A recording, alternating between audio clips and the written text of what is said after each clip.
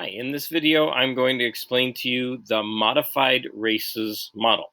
Now, I know that you're probably familiar with the RACES model, but notice that I add an extra CE because in 8th grade, I expect you to have more than one piece of evidence in your formal writing of paragraphs. Okay, and so remember, this is for a paragraph, not an essay. Okay, so in this first video, I'm going to go over the RACES, and then in the second video, we are going to answer this writing prompt based on this modified RACES format.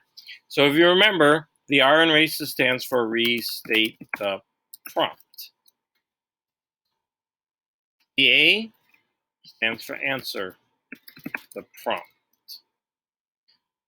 Sometimes you can do that in one sentence, as long as you do both things. Then the C stands for cite evidence. So we can jump down to this C and add cite evidence. So that's going to be for 8th grade in the form of a quote.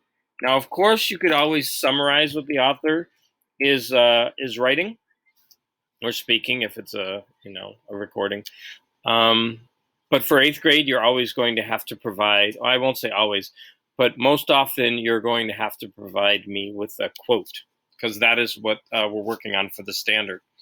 And then the E is explain the evidence. So what does it mean? And we'll jump down here to explain the evidence. And then finally, summarize. And of course, along the way, we are going to talk about how to make your writing smooth. And one way to do that is to put a transition. And since you have a CE here, the perfect place for a transition would be right here. For example, like in addition or furthermore, or something like the author goes on to state. Okay. So just stay tuned for the second video where I will go over how to respond to this prompt using the modified RACES format.